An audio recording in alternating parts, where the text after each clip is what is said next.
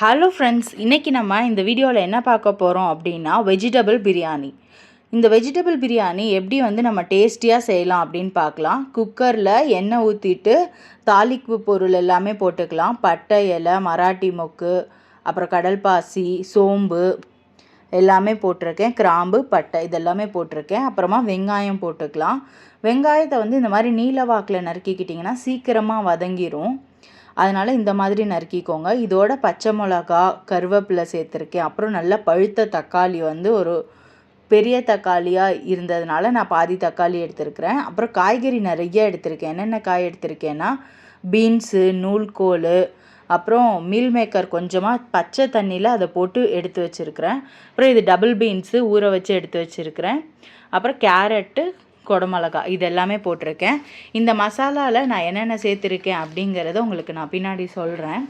அதுக்கப்புறமா இந்த நல்ல வெங்காயம் தக்காளி வதங்கினதுக்கப்புறம் இந்த காயெல்லாம் நம்ம அதில் ஆட் பண்ணிடுறோம். இப்போ நம்மளோட குக்கரில் நம்ம இதெல்லாம் ஆட் பண்ணும்போது ஒரு நல்ல ஒரு பிரியாணியோட ஹாஃப் ஸ்மெல் இங்கேயே வந்துடும். அந்த தாளிக்கிறப்பவே நல்ல ஸ்மெல் வந்துடும்.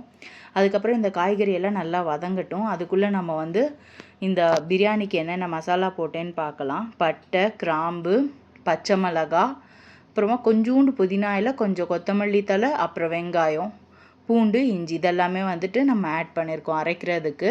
இதை கொஞ்சம் தண்ணி ஊற்றாமல் அரைச்சிக்கோங்க. தண்ணி ஊற்றாமல் அரைச்சிங்கன்னா ரொம்பவே நல்லா டேஸ்ட்டாக இருக்கும். தண்ணி ஊற்ற வேணாம். வெங்காயத்துலேருந்து வெளியில் வர தண்ணியே இது அரைப்படுறதுக்கு போதுமானதாக இருக்கும். இதில் வேணும்னா நீங்கள் ஒரு ஸ்பூன் மிளகாத்தூள் கூட இங்கேயே ஆட் பண்ணிக்கலாம். நான் எனக்கு பச்சை மிளகா காரமே போதும் அப்படிங்கிறதுனால நான் விட்டுட்டேன்.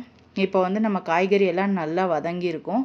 வதங்கினதுக்கப்புறமா நான் இந்த அரைச்ச விழுதை ஆட் பண்ணுறேன். இந்த விழுதை ஆட் பண்ணிவிட்டு கொஞ்சமாக கொத்தமல்லி தூள், மிளகாத்தூள், உப்பு 3 போட்டிருக்கிறேன். 1 ஸ்பூன் கொத்தமல்லி தூள், 1/2 ஸ்பூன் மிளகாத்தூள், அப்புறமா கொஞ்சமாக மஞ்சப்பொடி போட்டிருக்கேன். மிளகாத்தூள் ஏன் நான் போட்டிருக்கேன் அப்படின்னா லைட்டாக ஒரு கலர் வேரியேஷன் வரணுங்கிறதுக்காக போட்டிருக்கேன். அரிசி நான் ஆல்ரெடி கழுவி வச்சுட்டேன். அந்த கழுவி வச்ச அரிசியை இதில் ஆட் பண்ணிக்கலாம். ஆட் பண்ணிவிட்டு நல்லா கிண்டி விட்டுட்டு அதில் இருக்க தண்ணி வற்றுனதுக்கப்புறமா நம்ம தண்ணி ஊற்றிக்கலாம். நான் 1 டம்ளருக்கு 2.5 டம்ளர் மாதிரி தண்ணி அளந்து வச்சுருக்கேன்.